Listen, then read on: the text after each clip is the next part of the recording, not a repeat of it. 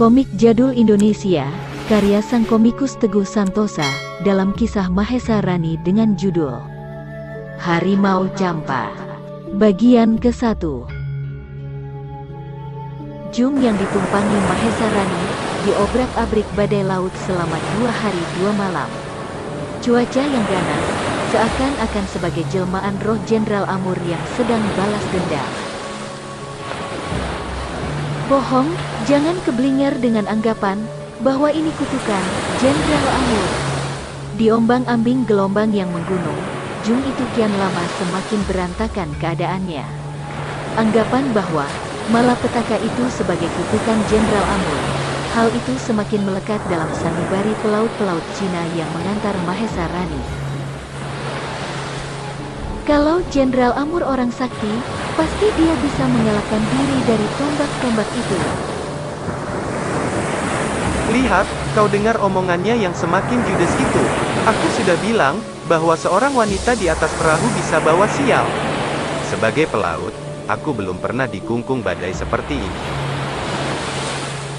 Perasaan itu menular dalam sanubari orang-orang yang lain. Kalau kau beranggapan bahwa betina itu yang bikin sial, kukira aku tahu bagaimana untuk menolak bala ini.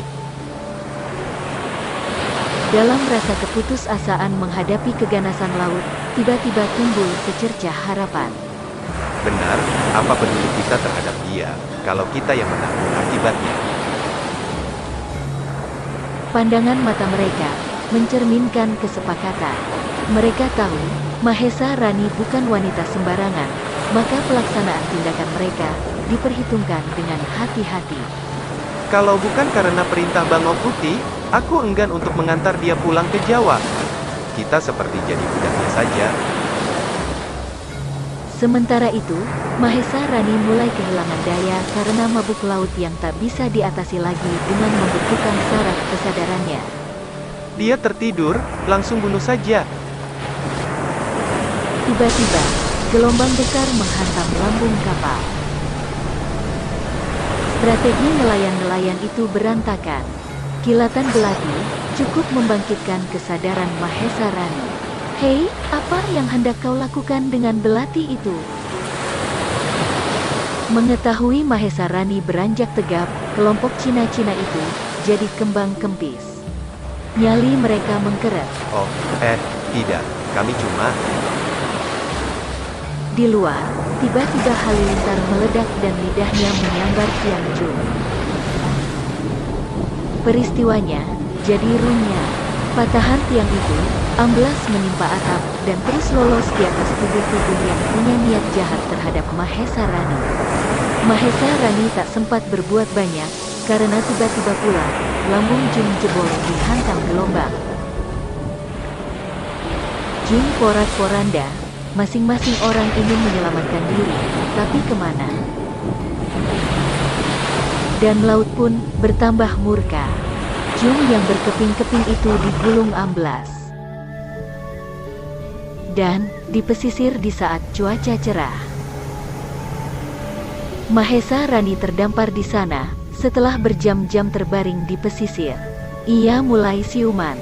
Dengan langkah gontai, ia ingin menghindari sengatan sinar matahari yang memanggang ubun-ubun kepala. Tapi, beberapa puluh langkah kemudian, jiwanya terenggut bahaya. Genangan pasir terapung, melalap tubuhnya. Wah, tubuhku tersedot terus. Belum pernah aku tahu ada lumpur pasir seperti ini. Tak ada pilihan lain. Mahesa Rani segera mengerahkan tenaga dalamnya, dan... rasanya seperti mengangkat seekor kerbau. Tempat apa ini? Lumpur pun sanggup menelan orang. Tiba-tiba, terdengar tepuk tangan dan suara. Bukan main. Ilmu peringan tubuhmu benar-benar hebat. Mahesa Rani celingukan, rasa lelah tubuhnya berkurang, karena perhatiannya yang kini tertuju pada sesosok tubuh KT di sana. Tidak sembarang orang bisa berbuat seperti itu. Apakah kau sedang berlatih diri? Jangan salah paham, Aku terdampar di sini karena kapal yang kutumpangi karam di amuk badai. Bisa kau jelaskan padaku tentang tempat ini? Wilayah ini termasuk kerajaan Champa. Setengah hari perjalanan ke utara, kau akan tiba di kawasan perbatasan Champa dan Annam. Jadi, ini wilayah kerajaan Champa, dan ibu negerinya bernama Wijaya? Sebagai orang asing, rupanya kau banyak tahu tentang wilayah ini. Aku akan gembira sekali, kalau kau sudi singgah ke tempatku. Itu memang tawaran yang kuharapkan. Mari. Gila, dia pamer kelincahan. Si cebol itu pasti punya andalan. Orang kate itu membuat Mahesa Rani mengekor gerakan larinya yang gesit seperti menjangan. Dan rupanya, Mahesa Rani memang dijarak. Ini bisa disebut keramahan yang keterlaluan. Apapun alasannya, Mahesa Rani meladeni sikap si cebol itu. Jalan-jalan yang dilewati memang bukan jalur yang wajar. Aku ketinggalan semakin jauh, tapi apa maksudnya? Ingin mengujiku? Dan pada suatu tempat, Mahesa Rani kehilangan jejak. Sialan, kemana arah larinya? Dengan cara untung-untungan, Mahesa Rani mengambil arah jalan. Melihat keadaannya, jalan ini adalah seleranya, tak mungkin ia menempuh jalan berumput di sana itu. Lah, kok makin rapat pohon-pohonnya? Ini hutan belantara, aku kesasar? Oh, apa pula ini? Mahesa Rani bertambah tak mengerti, ketika tiba-tiba pula si cebol itu muncul dan lari ke arahnya. Cepat lari, mereka menghadang kita. Mereka siapa? Orang-orang harimau Champa. Harimau Champa. Daun-daun pepohonan menyibak, dan muncullah beberapa sosok tubuh dengan wajah bengis.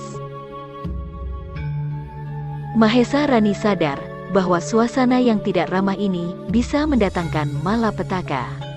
Apapun alasannya, menghindarkan diri dari kelompok orang-orang itu agaknya pilihan yang tepat. Aku sependapat denganmu, kukira mereka sulit untuk tersenyum. Mahesa Rani dan si cebol ngeblas menerobos alang-alang suatu arah yang dipandang paling tepat untuk menghindari kelompok orang-orang yang dinamakan harimau Champa. Tapi, panah-panah itu pun menghujan membuntuti mereka. Tanpa usaha sepuncak mungkin, mereka berdua pasti jadi santapan anak panah yang mendesing di sekitar mereka. Dan kecerdikan Mahesa Rani menyusup di antara alang-alang sangat menolong jiwa mereka berdua. Dan setelah beberapa saat lamanya menjauhkan diri dari gerombolan itu, aman sekarang, tampaknya mereka tidak memburu kita lagi. Sekarang aku akan menuntut kau untuk bercerita, siapa mereka itu? Ngomong-ngomong, siapa namamu? Panggil saja aku Cebong. Dan, kau? Rani, Mahesa Rani, aku dari Majapahit. Aha, senang sekali bisa berkenalan denganmu. Perkenalan yang terlambat setelah kau ajak aku bermain-main Cebong, ceritakan padaku tentang mereka. Bercerita soal mereka, hanya berbicara tentang kejahatan Rani. Mereka adalah gerombolan pengacau yang paling ditakuti di kawasan ini. Tapi sudahlah, aku tadi berniat mengundangmu ke rumahku, ayo. Asal tidak kepergok seperti itu lagi. Mereka berangkat menempuh arah lain, tapi medannya tak banyak beda, di mana Mahesa Rani harus tetap berakrobat membuntuti Cebong. Inilah tempatnya. Bukan main, tempat tinggal seperti ini pernah kuimpikan, rumah di tepian sungai dengan bunga-bunga indah, kau punya selera tinggi Cebong. Bukan aku yang membangun semua ini, tapi tuanku. Tuanmu, jadi kau cuma seorang abdi? Terkejut ya, mana ada, juragan punya potongan seperti aku. Kau pasti terkejut kedua kalinya, kalau ku beritahu tentang dia. Mengapa kau bisa mengira seperti itu? Dia berasal dari Jawa Rani, dari kerajaan Singasari. Ini benar-benar membuat Mahesa Rani terkejut. Sampai 2 hari berikutnya, tak ada perkembangan peristiwa apa-apa. Tapi, yang mengganggu pikiran Mahesa Rani hanyalah keterangan cebong perihal tokoh yang berasal dari kerajaan Singasari yang telah bertahun-tahun bermukim di tempat itu. Benda-benda yang kulihat di sini menunjukkan bahwa ia seorang prajurit dari Raja Kertanegara. Keris macam ini seperti buatan empu dari desa Pangkur. Hasrat Mahesa Rani untuk mengetahui perihal tokoh itu kian menggebu, namun Cebong tak bisa banyak memberi penjelasan. Cebong, berapa lama kau mengabdi kepadanya? Hampir jalan 5 tahunan, dan selama itu aku hanya diperkenankan memanggil Gusti Rakrian. Gusti Rakrian, itu nama jabatan. Tapi begitulah kenyataannya, namanya sendiri aku kurang tahu. Menurut pengakuannya, ia telah hampir 20 tahun bermukim di sini. 20 tahun, Mahesa Rani mencoba menyusuri peristiwa-peristiwa lampau, masa pemerintahan Raja Kertanegara. Dia pernah menjabat Rakrian, tapi Rakrian apa? Rakrian Apatih, Rakrian Demung, atau Rakrian Kanuruhan? Mahesa Rani tak ingat lagi siapa yang pernah menjabat Rakrian semasa pemerintahan Raja Kertanegara. Rakrian adalah menteri pelaksana yang meneruskan perintah Mahamantri dari Raja. Kalau seorang Rakrian berada di sini, pasti ia utusan sang Raja, tapi mengapa bukan salah seorang dari Mahamantri yang terdiri dari I Hino, I Sirikan, atau I Halu? Lalu, Mahesa Rani teringat bahwa antara Campa dan Singasari pernah terjalin persahabatan lewat ikatan kekeluargaan, di mana salah seorang dari kerabat Kertanegara telah kawin dengan Jaya Singawarman III, Raja Campa. Tapi, peristiwa itu telah bertahun-tahun lewat. Keadaan telah berubah, dan si Rakrian tetap kerasan di tempat ini, yang tentunya dengan alasan pribadi. Rani, kau kemarin bilang sangat suka dengan masakan Kang Petkai. Ini ku masak lagi untukmu. Kang Petkai, menurut Cebong adalah masakan negeri Siam. Masakan itu sebangsa kare ayam. Tak percuma si Rakrian mengangkatmu sebagai kepala rumah tangga di sini. Siapa sangka kalau kau ahli masak? Tapi lama-kelamaan, aku jadi kesepian kalau Gusti Rakrian sering pergi meninggalkan aku sampai berhari-hari lamanya. Dan kesempatan ini kali adalah paling lama, hampir seminggu. Tapi itulah, aku tak tahu apa yang dilakukan dengan penglayapannya itu.